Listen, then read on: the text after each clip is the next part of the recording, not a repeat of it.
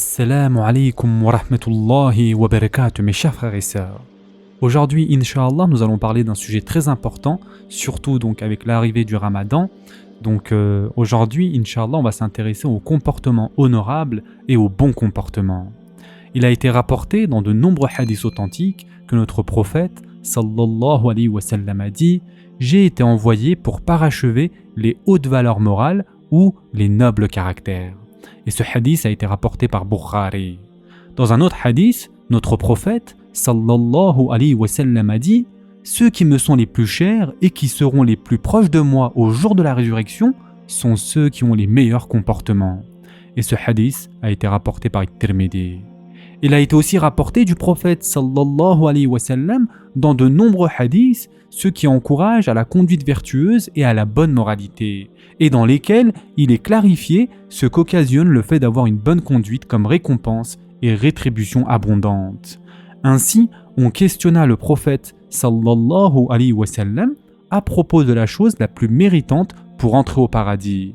Il répondit sallallahu alayhi wa sallam la taqwa, c'est-à-dire la crainte révérentielle d'Allah et le bon caractère. Et ce hadith a été rapporté par Muslim. C'est pourquoi, mes chers frères et sœurs, le musulman doit porter une attention toute particulière à ce qui a trait aux valeurs morales, car cela représente les signes de son bonheur et de sa réussite ici-bas, mais aussi dans l'au-delà. Le discours autour des valeurs morales est un discours qui est vaste. Mais aujourd'hui, Inch'Allah ta'ala, nous allons nous limiter à 4 points qui sont considérés comme étant les piliers des valeurs morales.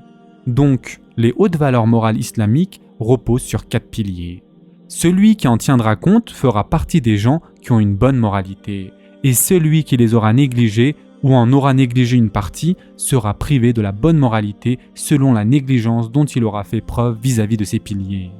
Ces 4 piliers concernant les valeurs morales ont été réunis dans 4 hadiths, chacun d'eux désignant un pilier parmi les piliers des hautes valeurs morales. Voyons le premier pilier.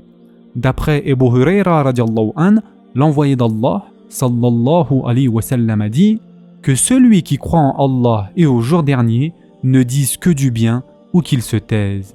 Que celui qui croit en Allah et au jour dernier fasse preuve de bienfaisance envers son voisin. Que celui qui croit en Allah et au jour dernier traite son hôte avec égard. Et ce hadith a été rapporté par Bukhari et Muslim. Maintenant le deuxième pilier, mes chers frères et sœurs. Abu Huraira radiallahu an a dit « L'envoyé d'Allah, sallallahu alayhi wa sallam, a dit « fait partie du bel islam d'une personne de délaisser ceux qui ne le regardent pas. » Et ce hadith, mes chers frères et sœurs, a été rapporté par Tirmidhi. Troisième pilier, d'après Abu Huraira radiallahu an, un homme dit au prophète sallallahu alayhi wa sallam « Fais-moi une recommandation. » « Ne te mets pas en colère, répondit le prophète sallallahu alayhi wa sallam. L'homme répéta plusieurs fois la même demande, et à chaque fois, le prophète sallallahu alayhi wa sallam lui disait « Ne te mets pas en colère ». Et ce hadith a été rapporté par Bukhari.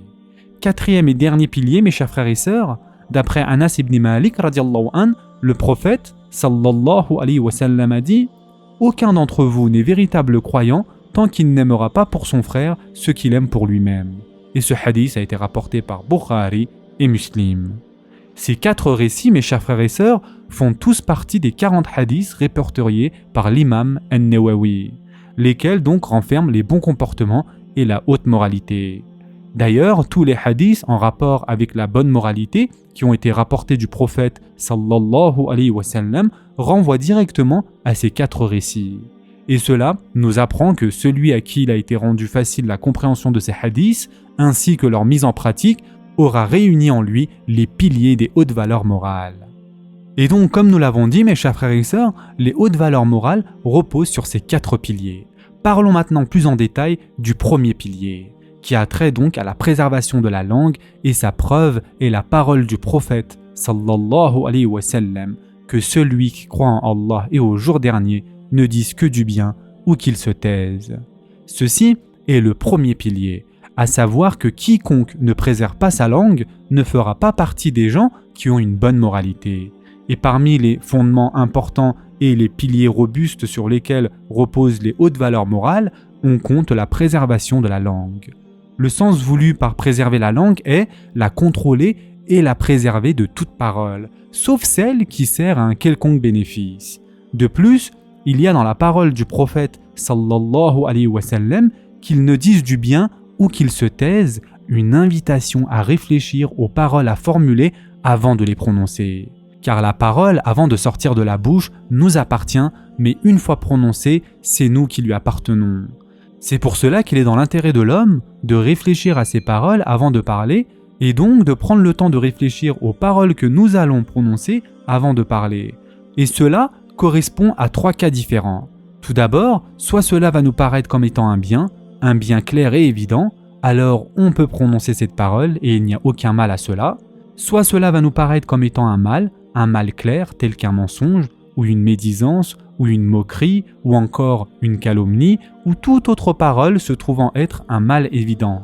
Là, on doit faire preuve de retenue devant cela et ne pas prononcer ne serait-ce qu'une parole dans ce cas. Et le 3e cas, c'est quand il s'agit d'ambiguïté. Yaani, on ne sait pas si les paroles que l'on souhaite prononcer contiennent un bien ou un mal. On est hésitant.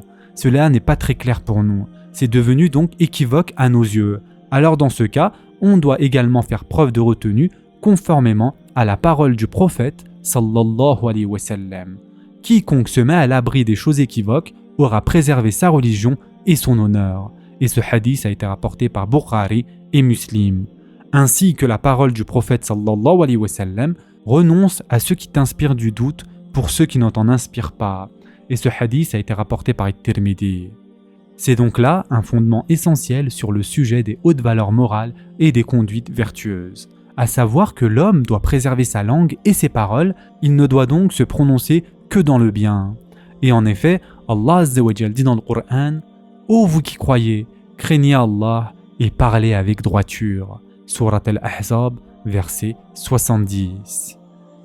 Cela est donc le premier fondement se rapportant aux hautes valeurs morales et conduites vertueuses, à savoir que le musulman doit préserver sa langue et comme nous l'avons dit au début de cette vidéo, celui qui ne préserve pas sa langue ne fera pas partie des gens qui se distinguent par une conduite vertueuse et ne fera pas partie des gens qui ont un bon comportement. Fait donc partie des principes de base et des piliers sur lesquels reposent les valeurs morales, le fait de préserver sa langue et de la protéger. Le deuxième pilier parmi les piliers des valeurs morales correspond à l'éloignement de toute forme de curiosité et de tout ce qui ne nous regarde pas. La personne ne doit pas fourrer son nez dans ce qui ne la regarde pas. D'ailleurs, l'homme curieux n'a jamais été quelqu'un de respectueux ni quelqu'un de courtois, car sa curiosité et le fait de se mêler de ceux qui ne le regardent pas l'écarte du cercle des bonnes manières et de leurs limites. Et la preuve en est la parole du prophète sallallahu alayhi wa sallam fait partie du bel islam d'une personne de délaisser ceux qui ne la regardent pas. Le sens de sa parole, délaisser ceux qui ne la regardent pas, c'est-à-dire d'agir en conformité avec la législation islamique et non pas sous l'effet de la passion, ceci est une chose à l'égard de laquelle il est possible que l'on fasse preuve d'une certaine négligence. Et donc, le deuxième pilier parmi les piliers des valeurs morales correspond à l'éloignement de toute forme de curiosité qui ne nous regarde pas. Curiosité par les paroles, par la vue et par l'ouïe. Pour chacun d'eux, s'il arrive que l'homme tombe dedans, il sera alors exclu du cercle des hautes valeurs morales et des conduites vertueuses. Le troisième pilier parmi les piliers des valeurs morales, c'est de ne pas céder aux impulsivités provenant de l'âme, en particulier la colère. Lorsque l'homme s'énerve et se met en colère, il ne doit pas agir sous l'effet de la colère, c'est-à-dire de ne pas parler ou de ne pas agir dans cet état, car toute parole ou tout acte accompli sous l'effet de la colère l'exclura la plupart du temps du cercle du bon comportement et de la conduite vertueuse. Et certes, il a été dit de la colère une parole qui la condamne et montre sa laideur. Le commencement de la colère est folie et sa fin est regret. Car celui qui agit au moment de sa colère avec des paroles ou des actes agit sans discipline. C'est pourquoi il est du devoir de l'individu de ne pas céder aux impulsivités provenant de l'âme. S'il est sur les nerfs, alors il doit s'asseoir. S'il est sur les nerfs, alors il doit prendre ses ablutions. Le prophète, sallallahu alayhi wa sallam, a dit que celui d'entre vous qui se met en colère s'assoit s'il est debout. Si sa colère ne se dissipe pas, qu'il s'allonge sur le côté. Et ce hadith a été rapporté dans le musnad de l'imam Ahmed. Le prophète, sallallahu alayhi wa sallam, a aussi dit « Si l'un d'entre vous se met en colère, qu'il se taise. Et ce hadith a été rapporté par Ahmed. Le sens voulu par sa parole qu'il se taise, c'est de s'abstenir de parler dans un moment de colère, et sa parole qu'il s'assoie, c'est de s'abstenir d'agir dans un moment de colère. Ces deux choses, la parole et l'action ou l'acte, sous l'effet de la colère, sont deux choses exigées du musulman. Mais si l'homme qui se trouve être sur les nerfs prononce une parole ou agit dans cet état, alors il ne fait aucun doute que cela le plongera dans des choses et des actes qui sont en contradiction avec les bonnes manières et contraires au bon comportement. Donc, celui qui veut se doter d'un bon comportement, cela va lui demander de ne pas céder aux impulsivités provenant de l'âme, et on trouve la preuve de cela dans la parole du prophète sallallahu alayhi wa sallam, ne te mets pas en colère. Ceci lorsque l'homme lui avait demandé « fais-moi une recommandation ».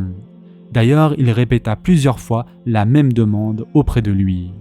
Il a été également rapporté dans d'autres variantes que ce même compagnon avait dit « J'ai donc réfléchi à cette parole et compris que la colère était tout ce qui peut rassembler le mal en son sein.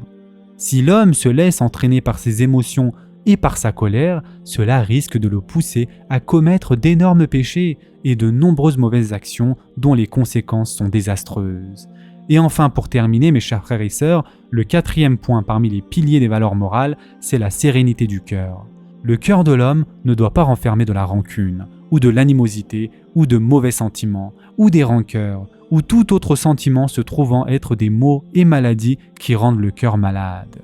Allah Azza wa Jal dit dans le Coran, et il appartient également à ceux qui sont venus après eux en disant « Seigneur, pardonne-nous ainsi qu'à nos frères qui nous ont précédés dans la foi.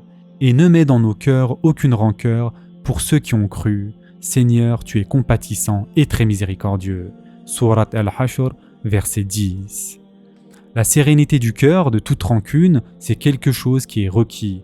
Et celui qui renferme dans sa poitrine quelques mauvais sentiments et quelques pensées corrompues ne peut faire partie des gens qui ont une conduite vertueuse. Car la souillure qui se trouve dans son fort intérieur et sa déviance se répercutent sur son aspect extérieur. Et en effet, le prophète sallallahu alayhi wa sallam a dit « N'est-ce pas qu'il y a dans le cœur humain un morceau de chair qui, s'il est bon, tout le corps le sera, et s'il est corrompu, tout le corps le sera. N'est-ce pas que c'est le cœur ?» Et ce hadith a été rapporté par Bukhari et Muslim. Ce sera tout pour aujourd'hui, mes chers frères et sœurs. Retenez bien ces 4 piliers, Inch'Allah. En attendant, prenez soin de vous et à très prochainement, Inch'Allah.